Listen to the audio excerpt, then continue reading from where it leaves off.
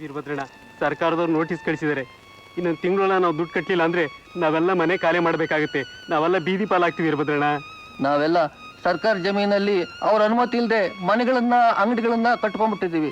ಅದಕ್ಕೋಸ್ಕರವಾಗಿ ಸರ್ಕಾರದವರು 15,000 ರೂಪಾಯಿ ಬೆಲೆ ನಿಗದಿ ಮಾಡಿಬಿಟ್ಟಿದ್ದಾರೆ. ಅದರಲ್ಲೂ ಸರ್ಕಾರದವರೇ 7,500 ರೂಪಾಯಿ ಕೊಡ್ತಾರಂತೆ. ಇನ್ನುಳಿದ 7,500 ರೂಪಾಯಿನ ನಾವು ಕಟ್ಟಬೇಕಂತೆ. ಅದಕ್ಕೂ ನಮ್ಮಲ್ಲಿ ಗತಿ ಇಲ್ಲ. ಈಗ ನಾವೆಲ್ಲ ಉಳಿಬೇಕಂತಂದ್ರೆ 7 ಲಕ್ಷ ರೂಪಾಯಿ ಕಟ್ಟಬೇಕಾಗುತ್ತೆ. ವೀರಭದ್ರಣ್ಣ, ನೀನ್ ದೊಡ್ಡ ಮನಸ್ಸು ಮಾಡ್ಬೇಕು.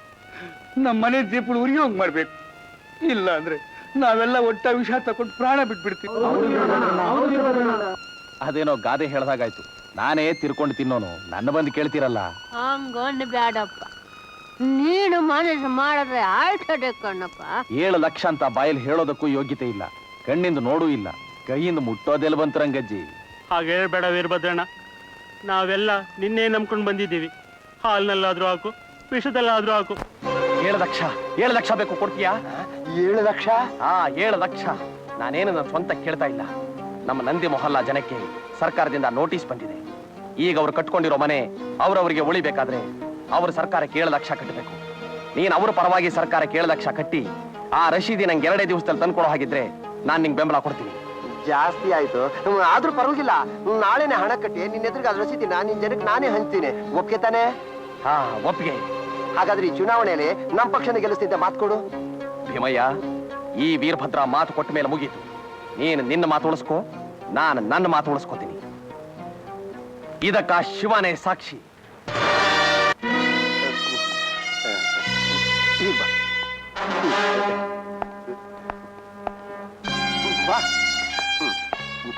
ನಮಸ್ಕಾರ ನಮಸ್ಕಾರ ನಮಸ್ಕಾರ ನಮಸ್ಕಾರ ನಮಸ್ಕಾರ. ಏನ್ರಪ್ಪ ಎಲ್ಲ ಅಡ್ಬಿದ್ ಕೇಳ್ಕೊಳ್ಳಿ. ರೌಡಿ ಶೇರ್ ಖಾನ್,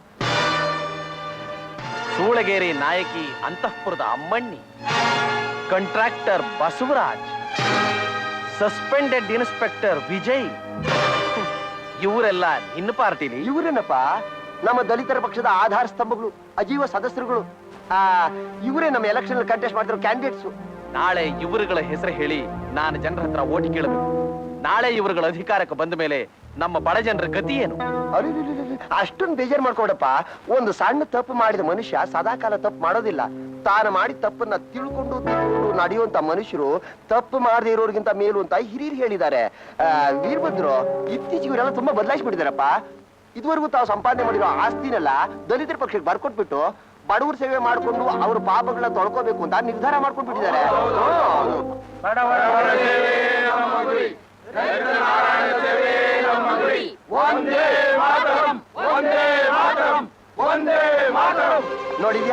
ನೋಡಿದ್ಯಾ ವೀರಭದ್ರು, ನಮ್ಮ ಪಕ್ಷದ ಸದಸ್ಯರ ಪ್ರಾಮಾಣಿಕತೆನ? ಭೀಮಯ್ಯ, 7 ಲಕ್ಷ ಕೊಟ್ಟು ನಮ್ಮ ಮೊಹಲ್ಲಾ ಜನರನ್ನ ಉಳಿಸಿದೀಯ. ನಾನು ನಿನಗೆ ಕೊಟ್ಟ ಮಾತಿನ ಪ್ರಕಾರ ನಾನು ನಡಿಲೇಬೇಕು. ನಿನ್ನ ಪಕ್ಷದ ಪರವಾಗಿ ಹಂದಿ ನಿಲ್ಲಿಸ್ತೀಯೋ ಕತ್ತೆ ನಿಲ್ಲಿಸ್ತೀಯೋ ನಾನು ಜನಗಳ ಹತ್ರ ಓಟ್ ಕೇಳಲೇಬೇಕು.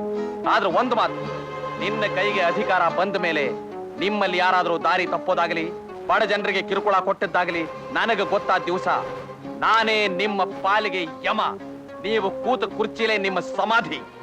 ಭೀಮಯ್ಯ, ನಿನಗೆ ಎದುರಾಗಿ ನಿಂತಿರೋರು ಯಾರ್ಯಾರು ಹೇಳು? ಆ ಪಾಪಯ್ಯ, ಕೃಷ್ಣರಾವು, ಪ್ರಸಾದ್, ಆ ಸುಮಿತ್ರಾದೇವಿ. ಯಾಕೆ ಇರ್ಬೋದ್ರು? ನಾನು ನಿನಗೆ ಬೆಂಬಲ ಕೊಟ್ಟ ಮೇಲೆ ನಿನಗೆ ಎದುರಾಳಿಗಳು ಯಾರೂ ಇರಬಾರದು. ಅವಿರೋಧವಾಗಿ ನಿನ್ನ ಆಯ್ಕೆ ಆಗಬೇಕು. ಯಾರು ನೀವು? ನಿಂಗೆ ಬೇಕಿಲ್ಲ. ಎಲೆಕ್ಷನ್ ನೀನ್ ಹಾಕಿರೋ ನಾಮಪತ್ರ ವಾಪಸ್ ತಗೋಬೇಕು. ಏನಿದ್ ದೌರ್ಜನ್ಯ? ನಾನು ರುಜು ಹಾಕಲ್ಲ.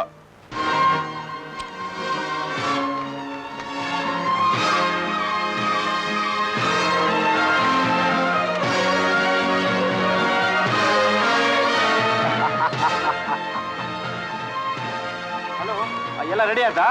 ಪೇಪರ್ಸು ಪೆನ್ ತಗೊಂಡು ರುಜು ಹಾಕು. ಆಯ್ತು ಆಯ್ತು.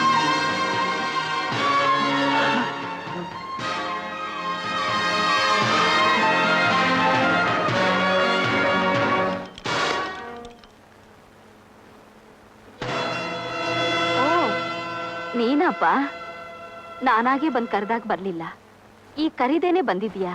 ತುಂಬಾ ಸಂತೋಷ. ಬಾ ಇಲ್ಲಿ ಕೂತ್ಕೋ. ನಾನ್ ನಿಮ್ ಮಿತ್ರನಾಗಿ ಬಂದಿಲ್ಲ, ಶತ್ರುವಾಗಿ ಬಂದಿದ್ದೀನಿ. ಮೊದಲು ಈ ಕಾಗದಕ್ಕೆ ರುಜು ಹಾಕಿ. ಏನಿದು? ಎಲೆಕ್ಷನ್ಗೆ ನೀವು ಹಾಕಿರೋ ನಾಮಪತ್ರ ವಾಪಸ್ ತಗೋಬೇಕು. ನಾನ್ ಯಾಕೆ ತಗೋಬೇಕು? ಅದಕ್ಕೂ ನಿನಗೂ ಏನ್ ಸಂಬಂಧ? ಅದು ನಿಮಗೆ ಅನಾವಶ್ಯಕ. ಭೀಮಯ್ಯ ನಿನಗೆ ಎಷ್ಟು ದುಡ್ಡು ಕೊಟ್ಟ? 7 ಲಕ್ಷ. ನಾನು 20 ಲಕ್ಷ ಕೊಡ್ತೀನಿ. ಅವನಂತ ಕಟುಕನಿಗೆ, ಸಮಾಜ ದ್ರೋಹಿಗೆ ಸಪೋರ್ಟ್ ಮಾಡಬೇಡ. ಭೀಮಯ್ಯ ಕಟಕಾನೋ ದ್ರೋಹಿನೋ ಅದು ನನಗೆ ಬೇಕಿಲ್ಲ. ಅವನು ನನ್ನ ಬೀದಿ ಜನರ ಮನೆಗಳನ್ನು ಉಳಿಸೋದಕ್ಕೋಸ್ಕರ ದುಡ್ಡು ಕೊಟ್ಟ. ಅದಕ್ಕಾಗಿ ನಾನೀಗ ಅವನ ನಿಯತ್ತಿನ ನಾಯಿ. ರುಜು ಹಾಕಿ. ಹಾಕಲ್ಲ. ಇದರ ಪರಿಣಾಮ ಏನಾಗುತ್ತೆ ಗೊತ್ತಾ? ಏನಾದ್ರೂ ಆಗ್ಲಿ, ಎದುರ್ಸೋಕೆ ನಾನ್ ಸಿದ್ಧ. ಹೀಗ್ ದೌರ್ಜನ್ಯ ಮಾಡಿ ಗೂಂಡಾಗಿರಿಯಿಂದ ಗೆಲ್ಲೋದು ಗಂಡಸ್ತನ ಅಲ್ಲ. ನಿನ್ ಯಜಮಾನಿಗೆ ಹೇಳು, ತಾಕತ್ತಿದ್ರೆ ಚುನಾವಣಾ ಕಣದಲ್ಲಿ ನಿಂತು ಪ್ರಾಮಾಣಿಕವಾಗಿ ಓಟ್ ಗಳಿಸಿ ಅಧಿಕಾರಕ್ಕೆ ಬರಕ್ಕೆ. ಇದು ಭೀಮಯ್ಯನಿಗೂ ಸುಮಿತ್ರಾ ದೇವಿಗೂ ನಡೆಯೋ ಪೈಪೋಟಿ ಅಲ್ಲ, ಈ ವೀರಭದ್ರನಿಗೂ ನಿಮಗೂ ನಡೆಯೋದು. ಗಂಡಸ್ತನ ಇಲ್ಲಲ್ಲ, ಎಲೆಕ್ಷನ್ ನಲ್ಲಿ.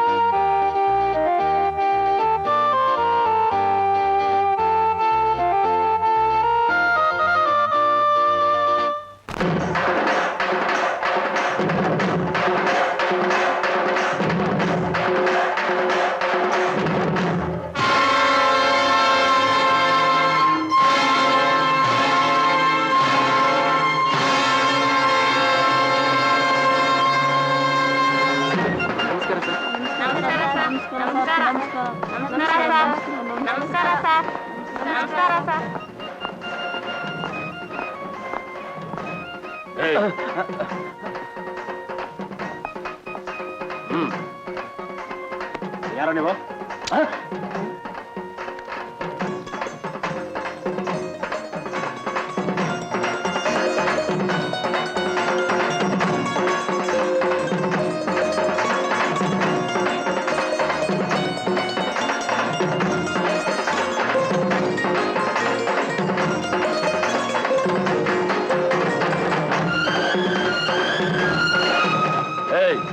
ನಿಮ್ ಹೋಟೆಲ್ಲ ನಾನೇ ಹಾಕಿದ್ದೀನಿ, ನೀವೆಲ್ಲ ಮನೆಗೆ ಹೋಗ್ಬೋದು.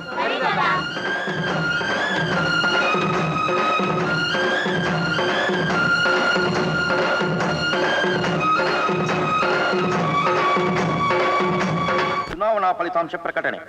ದಲಿತರ ಪಕ್ಷದ ಭೀಮಯ್ಯ ಹಾಗೂ ಎಲ್ಲ ಅಭ್ಯರ್ಥಿಗಳು ತಾವು ಸ್ಪರ್ಧಿಸಿರುವ ಎಲ್ಲ ಕ್ಷೇತ್ರಗಳಿಂದ ಜಯ ಗಳಿಸಿದ್ದಾರೆ.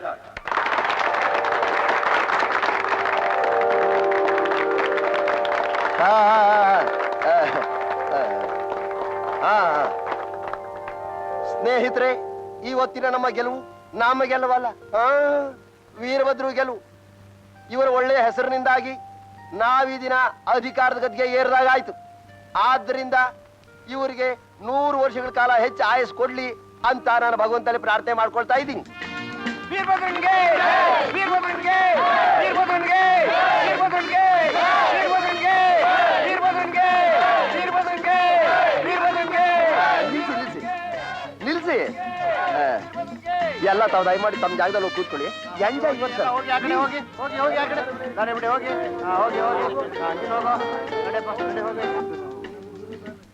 ವೀರಭದ್ರು.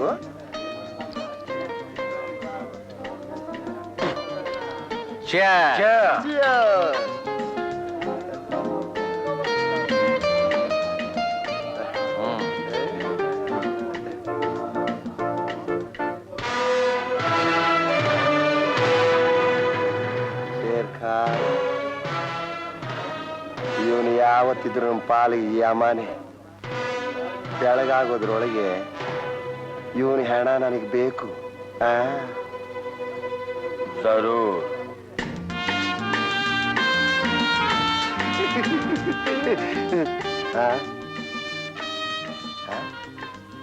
Good very good